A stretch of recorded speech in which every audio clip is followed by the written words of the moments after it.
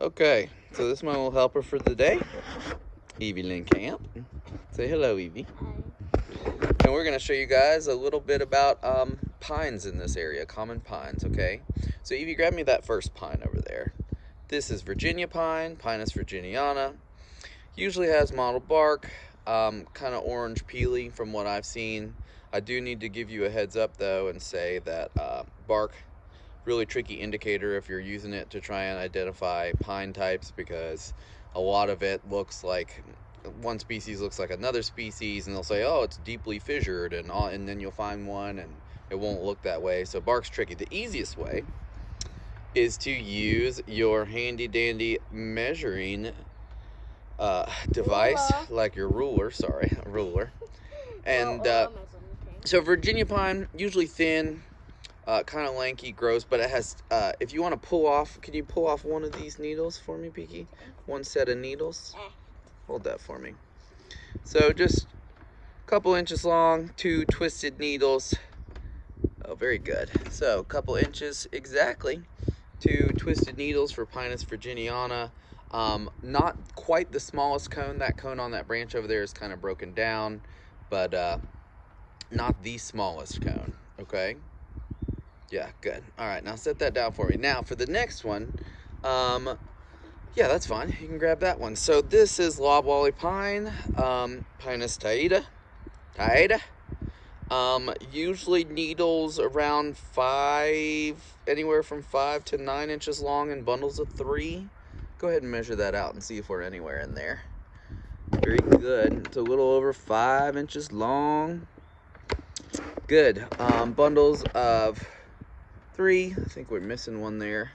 It can be in bundles of 2. It can be in bundles of 4, I think, sometimes. How many's in that bundle, babe? 3. Very good. So often in bundles of 3. Look at that. Grab that cone for those needles right there. So how long is that cone right there? So if we set it, how is... It's a little bit over 2, more like 3. Yeah, about... Yeah, get it right at the bottom there. A little over 4 there, right? So the cones are anywhere from, I think, 3 to 5 inches long. Yeah, so just to give you an idea of loblolly there. There's another pine called pitch pine, Pinus frigida, that also has needles in bundles of 3 that are really thick, and its cones are a little smaller, only about an inch and a half to 3 inches long there. But the needles for pitch pine are really thick, you guys. Also, there's not a whole lot of them in the Charlotte area. So yeah, you want to grab that one next. So here's the smallest cones of our area right here. This is for Pinus echinata, or shortleaf pine. It's not the shortest leaf, hilariously enough. That's Virginia pine. But if you want to grab one of those, yeah, sorry, I brought those back in the pocket not too long ago. Grab me one of those. Yeah. So how many needles are in that bundle right there? 2. Yeah, there was 2, right? So, and in fact, those are more commonly found in bundles of 2, although they can be in bundles of 3. Yeah. And how long is that? 3 inches. Yeah, so anywhere from, I think, 3 to 4, a little over 4 inches. And how big's that cone? You want to measure that cone for us? It is very small, but the biggest one... It's very small. The biggest one is a little bit over 1. Yeah, so a little over an inch, right? So anywhere from an inch to almost 3 inches long for those cones for shortleaf pine.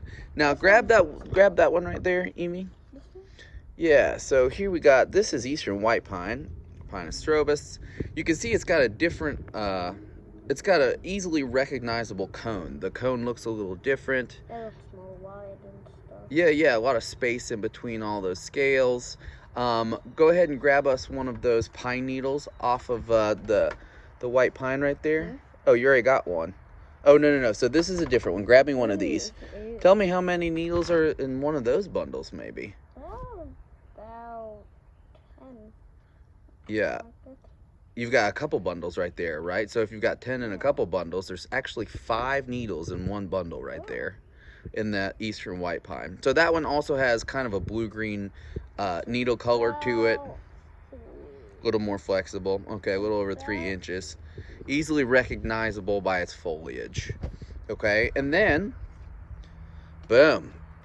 This, which I cannot believe is just, we've got a whole row of them in our neighborhood. This is longleaf pine. It's thick. Yeah, longleaf pine. Measure one of those needles. So bundles of 3 Pinus palustris. Wow, how many inches is that? Almost 12. Yeah, almost a full foot of those needles, right? So Pinus palustris anywhere from 8 to 18 inches, or I think 8 to 17 maybe. 8?